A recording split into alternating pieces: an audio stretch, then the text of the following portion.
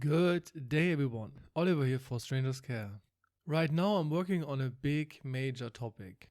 It is about conquering your depression without needing a therapist. As you can maybe imagine, that's a pretty complex topic, but I boiled it down to different branches. In the next following videos they will be all about one of those branches. And today's branch is about perfectionism. In the duration of this video, I will define what perfectionism actually is. We will figure out together if you're a perfectionist or if somebody you know is one, the effects perfectionism has on a person, possible problems that come with this. On top of that, I will outline something I call the vicious cycle of perfectionism. Then I will point out the link between perfectionism and depression. And finally, I will talk about how to resolve perfectionism if you're interested. This video is not about bashing perfectionism or just telling you straight up it's bad, because there are some positive sides to being a perfectionist. Or should I say, in specific circumstances they are positive. But I get ahead of myself. A short disclaimer before we start. If you're new to the channel and you're interested in similar topics like personal development, understanding emotions and relationships, consider subscribing because I try to grow this channel and I would really appreciate the support. Thank you a lot.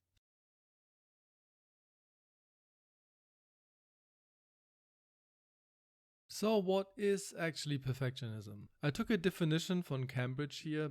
A person who wants everything to be perfect and demands the highest standards possible. But I have to add something here. Even this is true for some, a lot of people just have tendencies to act in a specific way. What I mean by that is, it's not the case that everyone who is a perfectionist wants to have everything they do in the best or highest standards possible. A lot of the time it's just like one specific thing, like school for example, or work.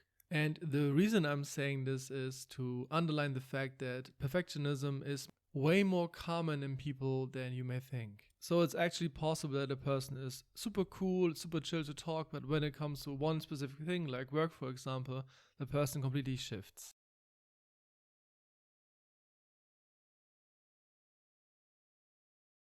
Okay, let's find out if you're a perfectionist. This part of the video is an introspective part. So I will not distract you with video. I will ask you just a couple of questions and then you have some time to think about them. So you can decide for yourself if this feels right or wrong, or maybe you feel something else. Okay, first question. Are you satisfied if you do something but you know you could have done that better?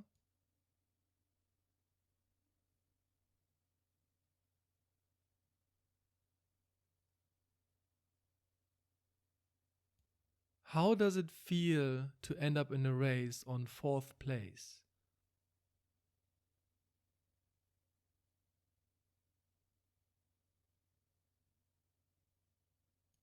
Are you worrying a lot about specific outcomes that you want to have?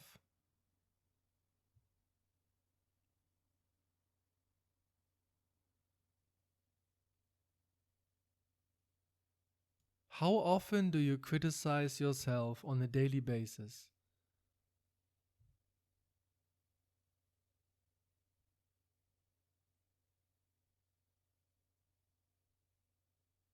How does it feel to get criticized?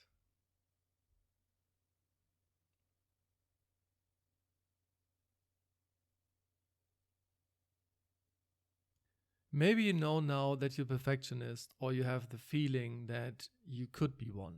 But even though you're not sure, maybe those questions lead to you tensing up a little bit. Or maybe you think about a situation in the past that matched my questions and now you're rationalizing or justifying yourself there. If this is the case, then chances are pretty high that you have at least perfectionistic tendencies. But if you're not sure, just do it again and see if this feels right or wrong. In any other case, let's move on.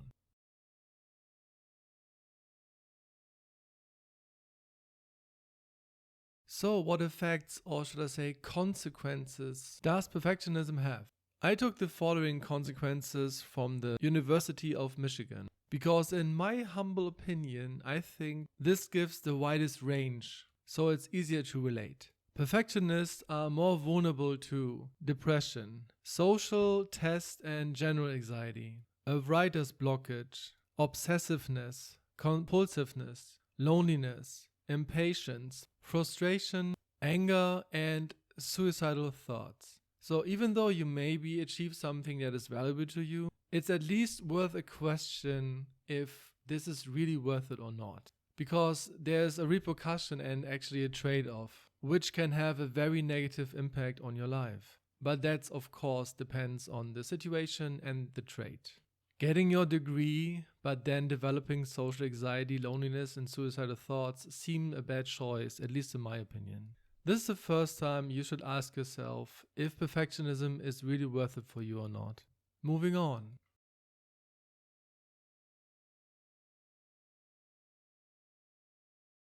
The problem with perfectionism. For me, perfectionism isn't 100% bad, but there is a major problem with it, or should I say a logical problem with it. Let me explain. Perfectionism pushed me to achieve very important goals for me. Getting my education as a confectioner, making it through high school with only A's, with no basic knowledge in math or English. Because of my perfectionistic mindset, I had to relearn all the basics in math and English because I missed it as a child in school. And after high school, I studied and had the highest marks possible. I even got offers to work as a tutor. And that as somebody who only had D's or E's in school before. It even helped me getting my life together and getting away from the streets and drugs. But perfectionism was also there to torture me and to criticize me even with the slightest deviation from a goal. And on top of that, it gave me the worst feeling about myself. All those, in exclamation marks, achievements weren't really achievements at the time. They were just normal stuff that I'm supposed to do.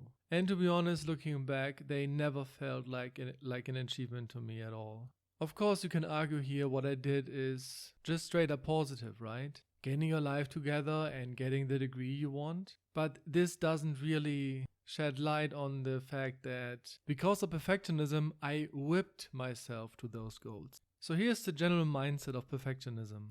If not everything is perfect, everything is bad. A pretty extreme view. I don't know how often I said to myself, you're not good enough. Or, is this all you got? And that after I studied 12 hours for 10 days straight in a row. And you actually want to be something special? I always undervalued everything by rationalization. So I came to the conclusion that everything I did is nothing special, especially if you compare this to others. So when I got my degree, I said, yeah, whatever, it's fine. Everyone has one, right? And you even missed 2 points here. So maybe you can see now, I couldn't win, and this is maybe something you feel for yourself too. No matter what you do, in the end, you feel pretty bad. Man, talking about this kind of makes me emotional, to be honest. I vividly remember that it was impossible to get what I want, even though I drive myself to the edge every time. The only thing I achieved was relive the anguish of my upbringing and reminding myself that I wasn't good enough to be loved.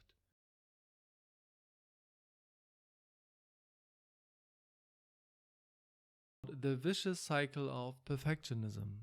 Think about this. Why does perfectionism even exist? Or should I ask, why people even behave in that manner? I mean, what's the point? It doesn't really look like a choice you made. It's more like a choice that is made for you.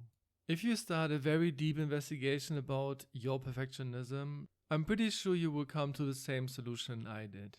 You maybe will be resistant to what I'm saying now, but give yourself a moment to think this through. The origin of perfectionism is low self-esteem. Here's why. Low self-esteem is often linked to a problematic upbringing in the sense that the parents weren't loving the child unconditionally. So there was always a condition on the getting love part with the parents. Maybe your parents demanded a specific behavior, that you act in a certain way, or they weren't emotionally available. As a young child, you will ultimately come to the conclusion that this is your fault. Whatever the reason may be, You learned in order to getting accepted, you have to behave in a certain way. And the better you do this, the higher the chances are you're getting the attention you desire. When you were very young, getting love and attention is very important for you. And if you don't get this naturally, you will increase the effort of getting it. This type of behavior makes sense if we go back like 50,000 years, because feeling safe with your parents meant the chances are higher you survive. Getting abandoned from your parents at that time meant death, something that every child unconsciously know. So the second a child doesn't feel safe, a child will do everything in its power to feel safe again. If this unsafety is a reoccurring theme, you will develop a mindset that you have to do something to get it. This will, of course, increases your chance of surviving. But how can you like yourself if your parents did not like you or love you unconditionally? So there must be something wrong with you. In that sense, it actually doesn't really matter what the reason is for the child. It's too young to understand that anyways. The parents could be overwhelmed and avoid the child because it makes them feel bad, or they had a very bad childhood themselves, which led to low self-esteem. So therefore they think they are bad parents anyway. So they treat the child poorly. Sometimes they are even abusive towards the child to confirm their worldview. The important part, or the stuff you should take away from that, is that you see where perfectionism, and in that case low self-esteem, is actually coming from. That you understand what force drives behind this lifestyle. I really hope you can accept this for yourself if you're a perfectionist. I really had problems with that when I first discovered this. Accepting that I had low self-esteem was kind of proof that I'm not perfect. I needed a long time to accept that. If you can in any way, don't make my mistake. So to make this underlining message a little bit more clear, you will see an image now. As we discussed before, everything starts with low self-esteem. And because this is related to your upbringing, you will have some expectations or specific behavior that convince you that you are good enough. As you go through life, there will be events or challenges in your way. There are 3 different ways you normally would go about them, but I'm kind of sure that you already know all of them. So the first option, when a task is coming up, you procrastinate and overthink the situation. Or you go over by the next task, but you don't really do good enough, at least in the comparison to your standards. Or you behave in those ways you want to behave, but then you think about it and then you figure, I actually could have done better. Whatever road you take here now, it will all lead to criticizing yourself or negative self-talk. And this is where the cycle repeats itself. This will, of course, enhances the low self-esteem because you're not really think good about yourself, right? So the cycle starts over again. The really sad part about this, you can't really escape here. You have to change an important part in this cycle. But this is something we discuss in the next part.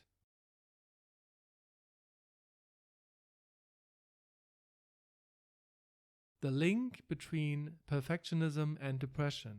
This will probably not really come as a surprise, but perfectionism is a major risk factor when it comes to depression. There are like a lot of studies to prove that. I just link one in the description below if you want to read this yourself. Because of perfectionism, you will have the habit of excessive negative self-talk. You will have this because you kind of have to keep yourself in check, right? Only the best possible outcome is acceptable. Those situations are pretty rare. When did you really hit the best possible result? Like writing an exam and really having like 100% of all the possible points. Or running a mile and not breaking the world record. And even then it's debatable if this would be the best you could actually do. You can conclude here that a perfectionist aims here for very short positive moments, and the rest of the time is used up in a more exhausting, more negative way with actually a mixture of worrying, overthinking and some anguish. In short, your life will not feel that good. Life itself will feel probably like a burden, which is actually justified. So it's a real feeling to a bad life.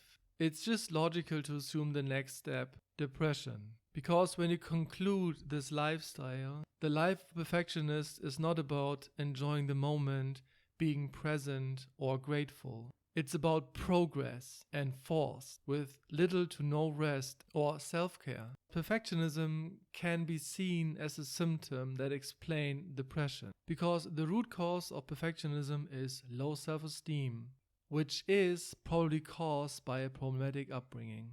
Outlining this link between those subjects can give you more clearness that you need to tackle your inner conflicts so that you're able to resolve them. This is something I wish for you, if you desire that. So we talked like roughly 15 minutes what perfectionism is and why it's problematic, the vicious cycle, but how do we actually get rid of that?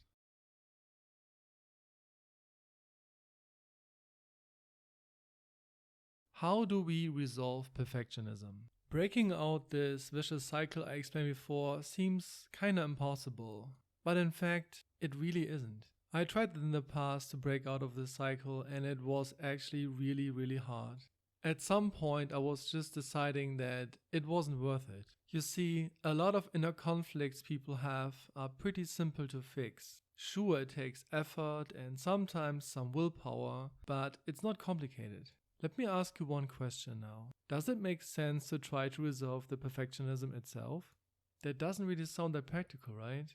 And this is something science even backs up. Perfectionism is viewed as a stable personality trait, which makes it very difficult to change. At the end of the day, this is rooted in your belief system and in your values. And if you looked a little bit into personal development and how people behave, this is the last thing people change. But if you take a closer look and summarize the bottom line of this video here, the root cause of perfectionism is a low self-esteem. Of course, there's more than one reason to low self-esteem. But as I explained before, a lot of the time it's a very problematic upbringing. Or should I say more precisely, painful experiences when you were young. In short, this is what I did. I discovered for myself that the reason I'm perfectionistic is that I have low self-esteem. I had low self-esteem because my father did not really accept me as a child. He always told me something along the lines of, a man shouldn't behave in that way. Man shouldn't cry. You are not good enough. And you will fail in life. I heard this so many times that I start to believe it. I mean, what is a child supposed to do when the father tells him something, right? This led to an inner child trauma and severe bonding problems. So what did I do? I did inner child work. This form of inner child work was a meditational practice. In that practice, I replaced my parents in my most painful memories with myself as a loving and caring parent. Exactly the one I wished I had when I was younger. Shortly after that, I felt different and kinda more lightly. The need for having only the best marks become less important to me. I kinda remember now that at some point I kinda made a bad joke in front of 5 people and nobody really laughed. But that doesn't really bother me that much later. And this was the start of a journey that makes me into a happier individual than I ever was. Of course, your reason could be different. But trust me when I say to you that unconsciously you know the reason. Take heart and search for it. With meditation, for example, or you talk to somebody who really cares about you. From my own experience and every person I know that went through that, it's worth every second of it. Maybe you don't have somebody you can talk to about that. If you want, you can join our community Discord and tell us your story or ask questions about it. If you're interested, the link is down below. This video was tough to make because I had to relive a lot of my old painful experiences, but I'm glad I did. I hope you found something of value in this. It would make all the hours of work worth it. Thank you so much for sticking to the end. I really appreciate that. I wish you all the best on your journey and never give up. Because the light at the end of the tunnel is real. Take care, everyone.